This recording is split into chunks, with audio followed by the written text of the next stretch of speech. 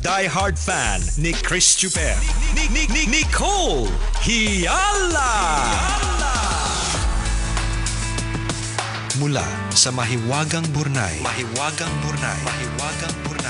Ang kwento.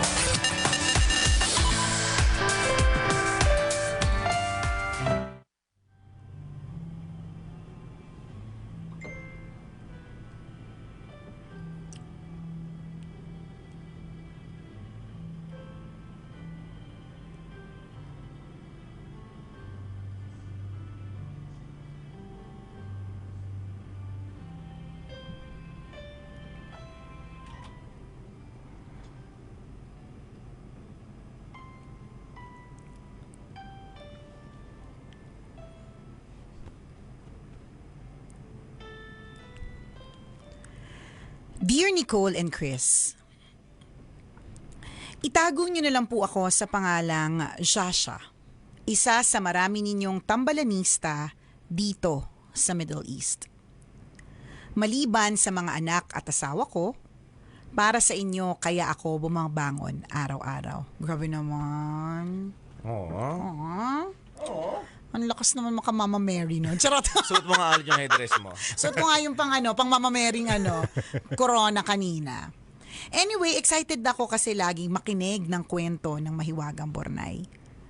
Sumulat po ako para humingi ng payo. Domestic helper po ako dito sa Middle East. Yung amo ko pong lalaki, napakabait. Pero yung asawa po niya, yung amo kong babae, nakaka-stress. Ang hilig pong magpalaki ng maliit na pagkakamali. Halimbawa po, may naiwan akong konting pagkain sa lamesa. Kukuhanan niya po agad yun ng picture at ipapadala sa akin. May paninita na kalakip. Bakit daw hindi ko nilagay sa ref? Hindi naman masisira yun dahil hanggang kusina dito sa apartment may aircon. Minsan tinatanong din ako kung bakit dilaw yung panty ng anak niya na 10 years old. Sabi ko, hindi kasi naayos ang paghuhugas. Ano ba to? Akala ko sadyang kulay dilaw. Correct. Naninilaw pala. Mancha pala. Ang sungit-sungit ng amo kong babae, araw-araw ng buhay niya. Siguro kasi buntis. Dahil kauuwi ko lang sa Pilipinas nung isang taon, sa isang taon pa dapat ang susunod na uwi ko ng Pilipinas. Uuwi na ako ngayong buwan dahil gagraduate yung isang anak ko sa kursong Civil Engineering. May two-way ticket na ako. Pagbalik ko sa Middle East, 2027 na ulit ang uwi ko sa Pilipinas. Tambalan, wag na kaya akong bumalik sa Middle East para makatakas sa kasungitan ng amo kong babae? O dapat ba bumalik ako para mapatapos ko yung pinapagawa kong bahay? Kung kayo po ang nasa kalagayan ko, ano po ang gagawin ninyo? Salamat po sa inyong payo, ang inyong tambalanista, Shasha.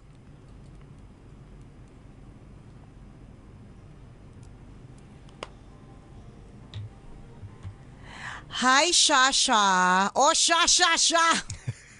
Ganito lang yan. Ako para sa akin, yung magic word sa lahat ng sinabi mo ay yung salitang buntis. Yun lang. Yun lang sa tingin ko yung magic word. Tsaka halimbawa, okay, yung isa sa mga example na sinabi mo na naninita. Okay, so meron kasi tayong mga ways na mga Pilipino na sa ibang bansa hindi nila gets yun. So for example, ewan ko kung ginagawa mo to partner. Kami gawain namin to halimbawa, puno yung ref o kaya walang ref. Tapos meron kang kunyari donuts na natitira o kaya cake o kung ano mamatamis. Kami gawain namin to wala ring aircon sa kusina. Pero para hindi lang gamin yung box ng donuts o kaya box ng cake, ipapatong muna namin siya sa isang mangkok na may tubig sa loob. Kala ko mangkok na may suka. Ewan ko pa, pwede din. para hindi lang gamin, di ba? Hindi ko pa na-try yung suka. Kung sa lugar ninyo suka. Ibabad mo yung donut sa suka. Ayun, pwede. Para walang langgam. Oo, pwede din, di ba? So kami gawain talaga namin yun. Kinalakihan ko siya actually. Tapos in all fairness, sa totoo lang, wala pang isang donut na nilanggam dahil doon. So kumbaga, tapos one time, meron ako nakita na isang video na tungkol sa mga ginagawa ng mga Pilipino parang ang gumawa nun, taga-ibang bansa na bumisita sa Pilipinas. Tapos parang sinabi niya, you know that a household is Filipino if. Tapos yun, yung isa doon is, yung matamis, pag hindi nilagay sa ref, ilalagay sa mangkok na may tubig o anything, lagayin na may tubig, hindi talaga siya lalanggamin. So yung mga ganon. So kung may ganon tayo mga Pilipino, siguro sila doon sa Middle East, hindi nila magets yun na, porke malamig yung lugar, hindi mapapanis yung pagkain. Siguro sa kanila, kahit ano pa yun, kahit medyo mainit pa yun, ilagay mo na agad sa ref para hindi mapanis. Baka ganon. Kasi baka depende sa ingredients nila, madaling mapanis, hindi basta-basta Baka mas kinikerry. maraming germs Correct. doon. Oo, or 'di ba? Or spices na kailangan i-ref agad, ganon. So minsan kasi, ito lang ang problema kasi sa atin Hindi naman porke sinabi mo sa amin na kami ang dahilan ng pagbangon mo, kakampihan ka na namin kaagad. Heads up na agad. Heads up na agad, 'di ba? Syempre, kailangan lang din na natanggapin natin minsan na kapag meron tayong pagkakamali o pagkukulang, tanggapin natin ito. Minsan kasi ganun tayo May pagkakamali, alam na nga nating mali yung ginawa natin, pwede nating itama. Sa halip na tanggapin natin yung pagkakamali, anong ginagawa natin? Nagrarason pa tayo. Katulad na ginawa mo, that's a perfect example Totoo naman. Ba't hindi mo na lang ilagay yung ref? Ilagay sa ref. Yung hindi mo natitirang ilagay ref sa donut. Oo, 'di ba? Mga ganon. Ba't hindi na lang yun yung ginawa mo? 'Di ba? Ang dali lang naman. Bakit yung refrigerator ba nasa kabilang kondo? Wala naman, 'di ba? Kung nasa tabi lang din naman siya ng mesa, ba't hindi mo ilagay? Ganon lang naman yung point niya. Pinicturean niya, sinend niya sa iyo, hindi niya naman sinend sa iba Hindi niya rin naman siguro pinost sa social media para kutsain ka, 'di ba? Anong ginawa niya? Sinend niya sa iyo. Pinakita niya sa iyo kasi siya din naman ng siya ang amo ng household. So, her house, her rules. Parang kami dito sa office, 'di ba? Kapag ka sinabi ng boss namin na ganito ang gagawin namin, ganito, yun ang gagawin namin. Hindi kami kukontra. Unless yung papagawa niya sa amin sige, para tumaas yung ratings natin, kumain kayo ng tae. Ganon. Pagka ganon, kukontra na kami. Pero kung yung ang iutos sa amin o ang instruction sa amin, something na makakabuti, magiging dahilan para mas mapaganda ang mga bagay-bagay, susunod. Tapos pag nagkamali, sa halip na ako yan ang ayaw ko Yung pag nagkamali, yung nagrarason pa ng marami, yung nilulusutan pa, hindi na lang mag-apologize. Kasi pwede namang mag-apologize at pwedeng to do better Ako para sa akin, yun yung nakita kong doon sa sitwasyon na yun. Pwede namang sabihin mo, pasensya, anong ginawa mo? Aircon naman yung buong umabot naman yung aircon sa kusina. So, hindi mapapanis yan, 'di ba? Para waste mo yan. Ikaw may-ari ng bahay? Tanong ko. ulitin lang namin sa iyo Hindi porke ang tambalan ng dahilan ng pagbangon mo, kakampihan ka namin. Tapos, yung pinaka sabi ko nga yung pinaka-importanting salita sa lahat na sa buong kwento, buntis ang amo mo.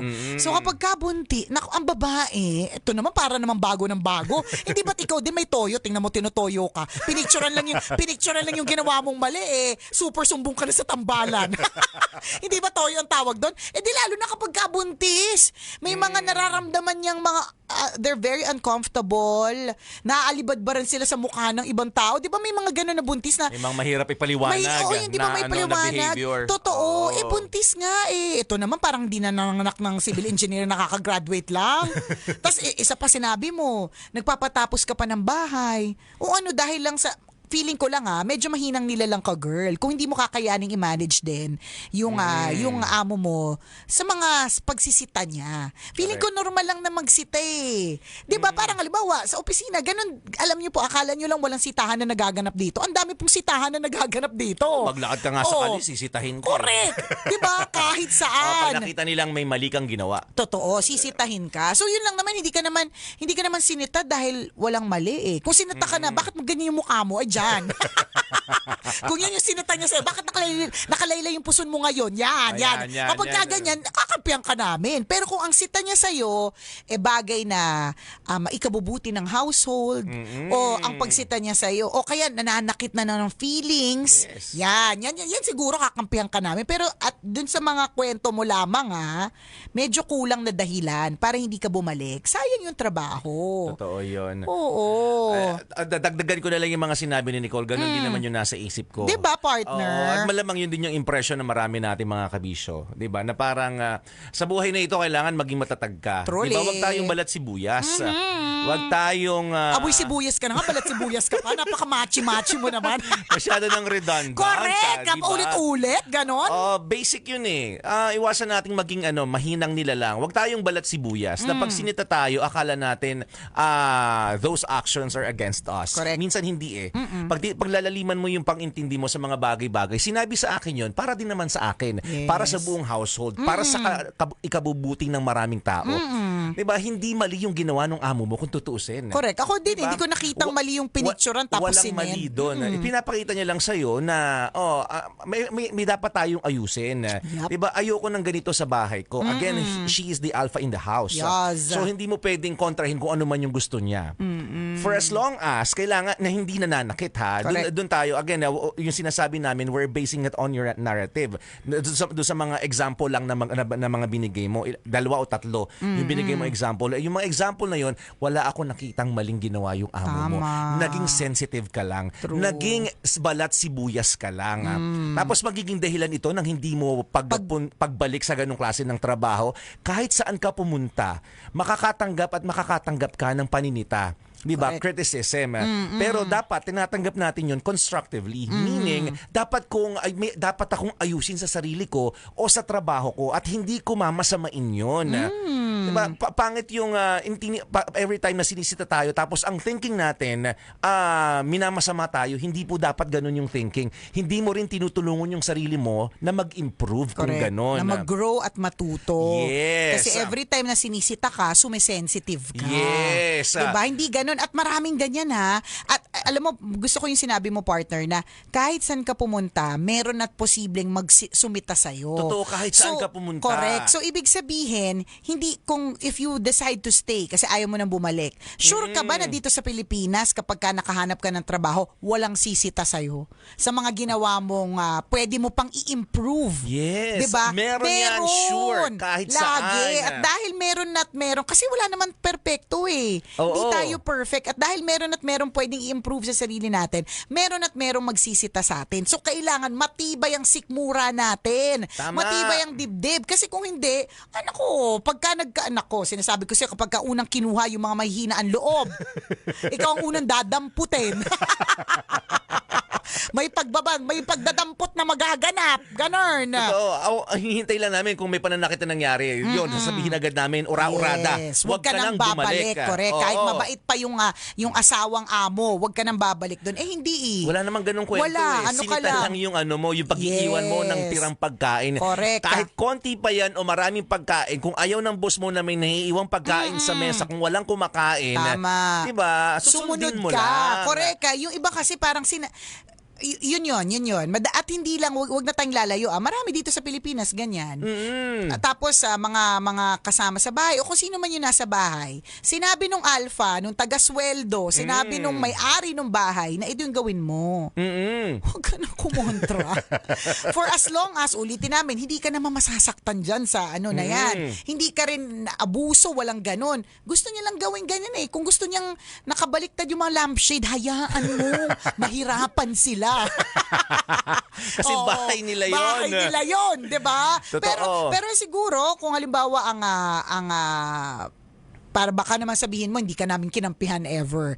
Siguro naman baka ang intention mo out of love. Kumbaga parang gusto mo lang din makatipid sa kuryente. Hindi ko alam sa mga ginagawa mo.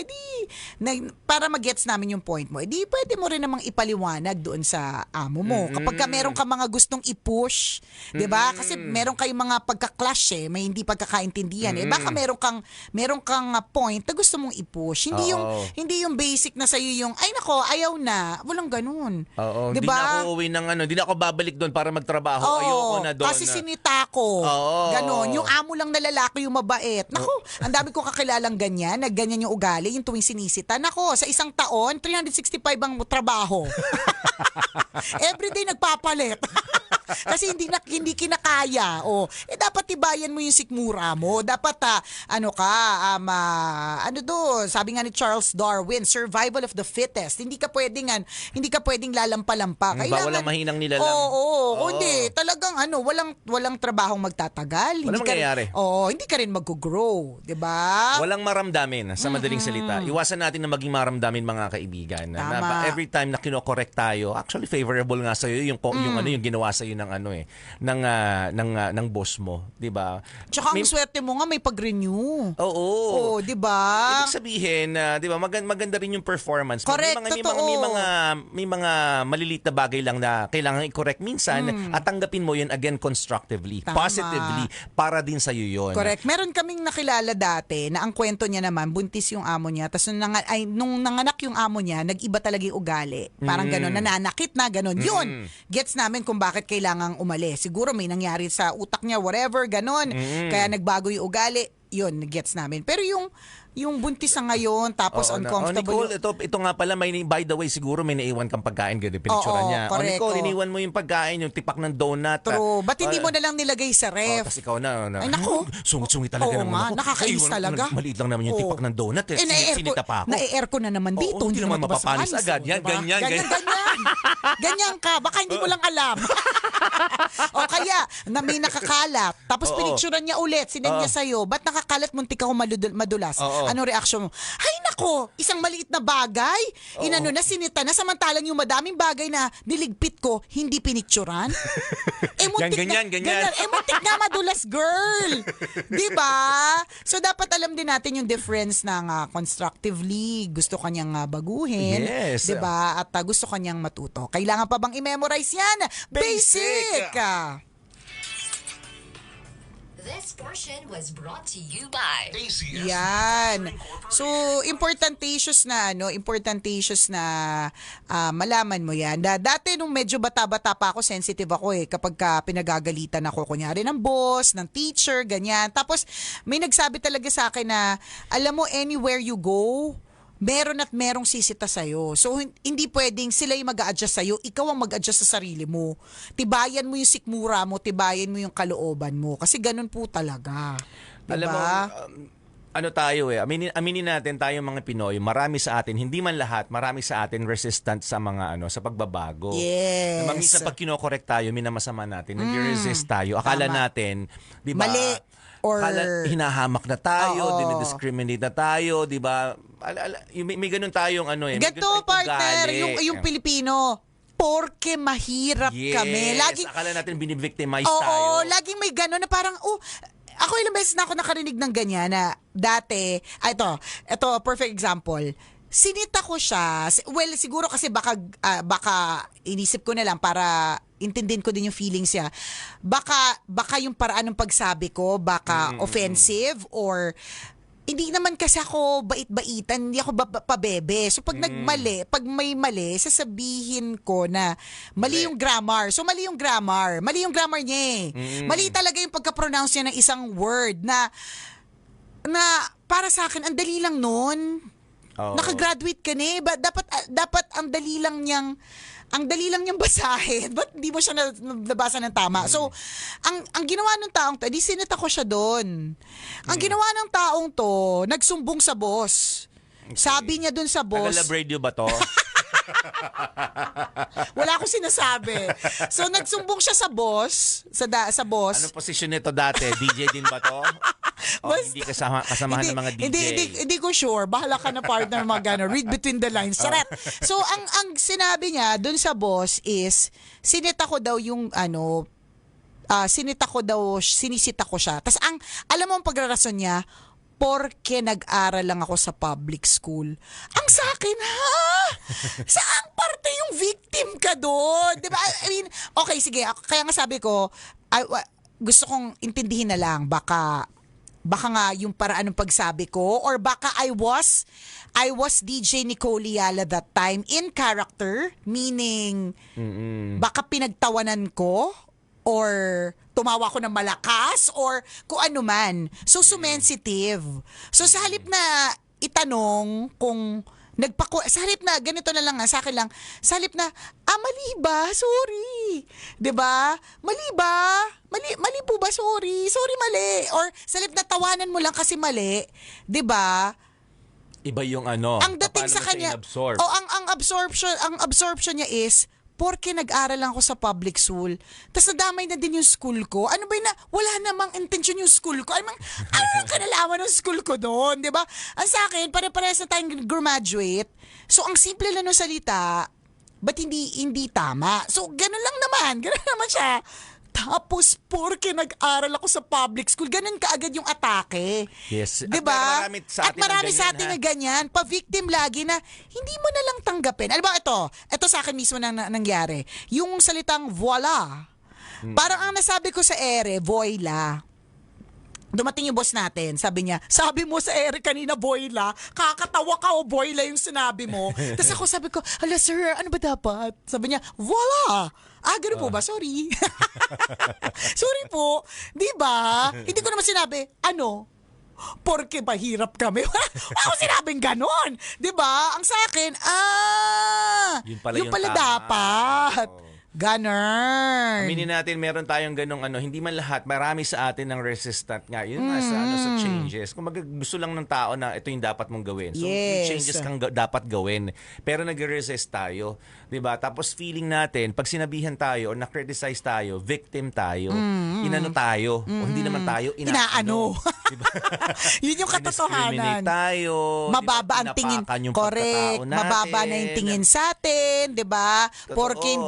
Porke magkaiba na nga estado sa buhay. May mga gano'n na kagad tayo. 'Di ba parang yung mga medyo mahihirap na gustong manligaw ng mga mayayaman. Wala pa nga nangyayari. Ang agad na sinasabi, mahirap lang kami. Papaano ko papantay diyan? 'Di ba? Yung may mga gano'n kagad tayo na pa-victim, ganun. Oh. Correct. Iwasan natin, wag nating dalhin araw-araw yung ganong klase ng ugali. Diba? And minsan din, halimbawa, kung paano ka kinausap ng boss mo, maaaring ganun din kasi talaga sila. Yun yung tono nila ng pananalita na Yes, tingin natin totoo. offensive sa atin. Correct. Or nakakatakot, or sadyang malakas yung boses nila, Oo, or minsan talagang, ganun minsan may ganun. At saka, the fact lang na boss mo kasi siya, higher yung position niya, meron siya talagang authority. Yes. Meron ka kagad feeling na Sinusuppress ka. Oo, parang ganun. Pero, because they're also just doing their job, parang katulad ng di ba, lahat po ng HR office ang lamig. Ewan ko, wala lang, na-associate ko lang siya na every time we go to an HR office, ba't tayo pumupunta dyan? Bihira naman na pupunta tayo dyan kasi makikichika tayo sa HR eh. Unless talagang chika natin yung HR, tapos may mga pagkain dyan lagi or Hindi whatever. naman pupunta niya para mag-yossi. Correct. Punta lang ang HR mag-yossi kasi. Yossi break. Walang ganon. 'Di ba? Usually papatawag ka niyan kasi may something kang ginawa. 'Di ba? So yung kwarto ng HR laging ekstrang malamig. May ganong feeling eh. Kasi nga merong feeling, meron kasing kasamang authority yung room. Tama. Yung kwarto. So parang may extra kang nginig, bakit ako pinatawag, ganon. Pero that's just it. Tapos kailangan lang niya kasi talagang i-correct yung mga dapat na i-correct. Hindi ibig sabihin no na tinapakan yung pagkatao, 'di ba? Ikaw na yung pinakawalang kwentang empleyado. Walang ganun. Maaring siguro yung tono ng boss mo different from your expectation. Yes. Nasanay ka siguro ng ng parang Pabebe lahat. Hindi pwedeng ganun kasi yung boss mo nga may-ari siya ng bahay. So she needs to establish an authority. Di mo siya tropa dyan. Hindi pwede sabihin, alam mo, Mars, Oo. may kalat ka dyan sa table, 'di ba?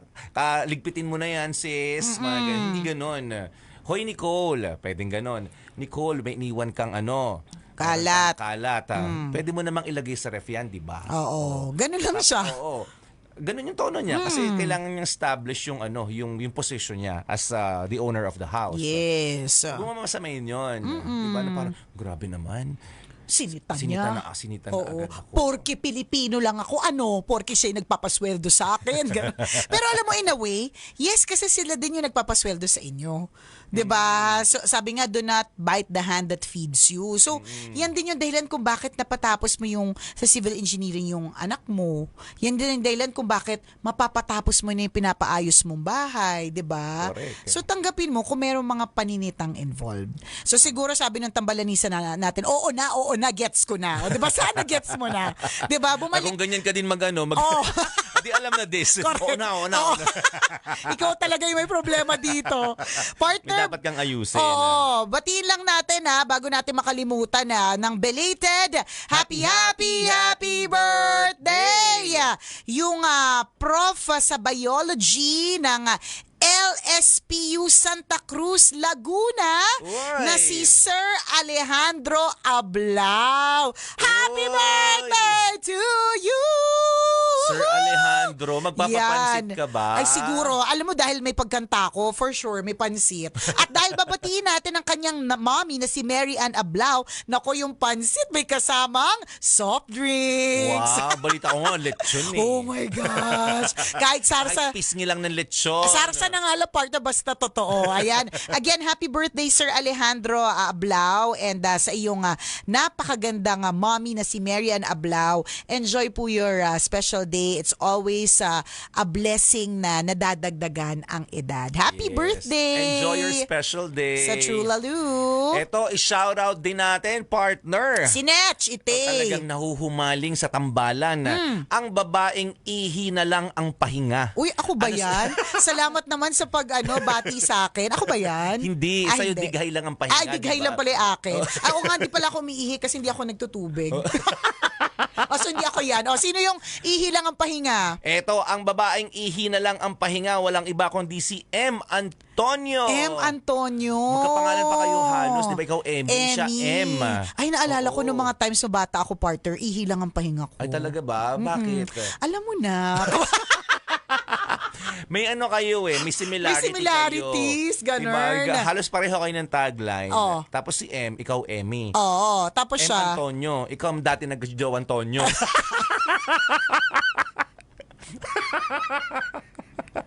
Di ba baka nga ikaw to? Excuse me, hindi ko siya naging jowa. Hindi ko siya naging jowa for your Naku, pupunta siya information. dito. Huwag mo daw siyang i-deny. Ako talaga. Wala ka, partner. Si M. Antonio. Ay, ba't natin siya binabate? Shout out lang. Shout out. Akala ko birthday din. Hello. Shout out sa'yo, M. At naway makaihi ka na soon. Kasi ibig sabihin, ihi lang ang pahinga mo. Ayan. Sana makapagpahinga ka na ng maayos. Correct. Diba? Huwag naman ihi lang ang pahinga. Ibig sabihin, kailangan mo rin ng tamang pahinga. Yan. Si Dre nakita daw ikaw, partner, nung aliwan. Hello. Hi, Dren. Hello sa'yo. Salamat. Happy birthday sa asawa at anak ko na si John Raymond Nietzsche at si Jana Nietzsche. Galing kay Jack Camino Nietzsche. Yan. Salamat. Okay. Gusto kong panoodin yung mga regalo may Christopher bago siya ikasal. Di ko na ma-search.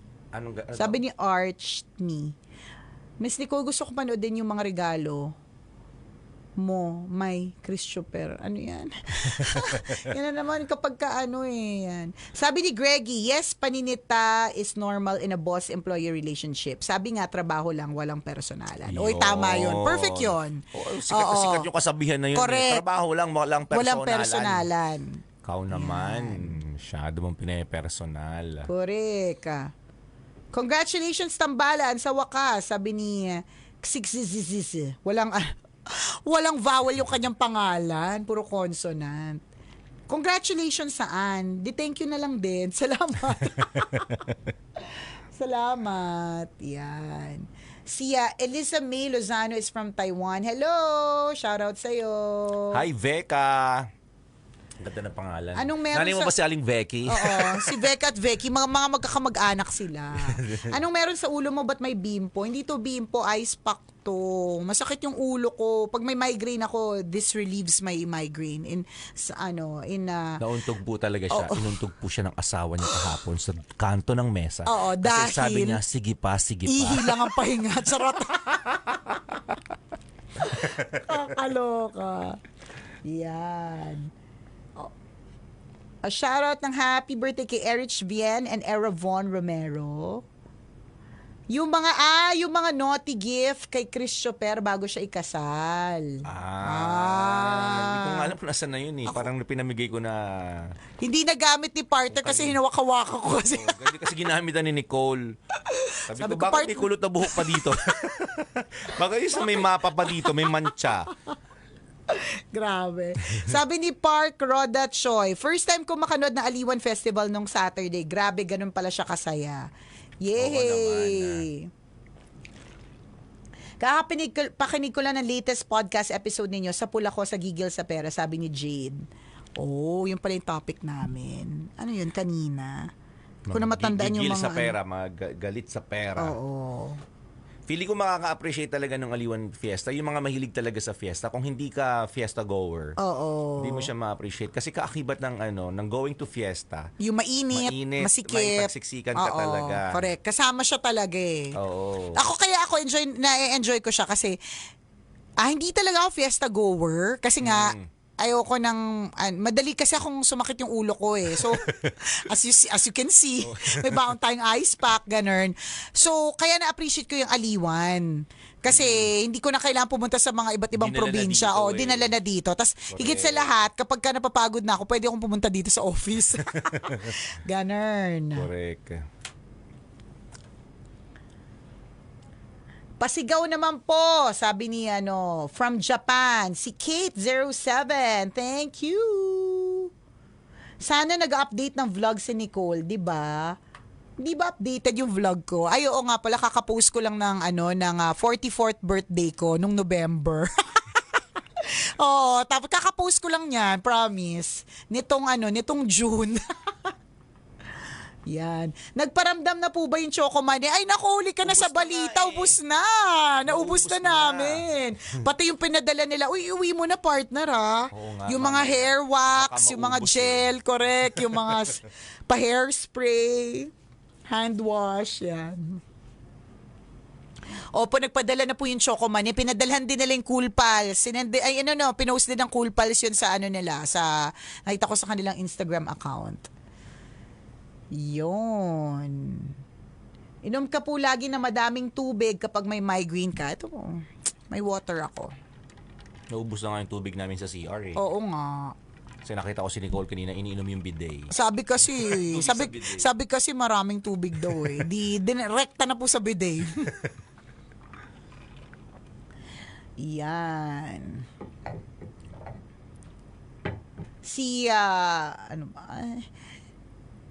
Si Pretzel. Nicole, shout my name. I miss you. Pretzel! Okay na po ba yung shout na yan? Yan. Okay na po ba? Shoutout naman sa Pitogo by Chef Muel sa Manito Albay. The homemade empanada. Salamat. Si Ruby nabati ng happy birthday si Ryan. Mga kaibigan natin sa Antipolo. Sabi ni Mark Gerald Santos tungkol dun sa kwento. Pagdating sa work, important talaga na ma-establish muna sa umpisa yung magandang working relationship at tiwala. At proper, string of expectation. Pag ganun, magiging mas objective yung feedback at hindi mamasamain ng employee. Pasigaw naman po from Barangay Tibagin, Hagonoy, Bulacan, si John Santiago. John Santiago! Ng Hagonoy, Bulacan! Hello sa'yo. Shout out. Yarn. Watching from Butas, BGC. Merienda tayo, sabi niya. Fox Fo Gabo. Ayan, thank you. Sana mag-guest po kayo ulit sa Cool Pals. Oo nga, sana yung walang tawag doon. Wala akong migraine. May migraine ako noon nung time na yun. Alala ko tuloy. Last month lang ba yun? Every month pala ako nagma-migraine. Migrainein talaga. Oo. Tapos nagpa-check up ako, kasama siya partner sa sa edad. Okay. Oo nga. It comes with the age. Kasi natandaan ko, never ako nag-migraine nung below 40 years old. Nung pumatak ako ng 40, yun na. Ano yan? Ay, sorry, 35 lang pala ako. Wala pala. Wala. Erase! Nakalimot, nakalive. Oo, correct. Erase! 35 lang pala ako.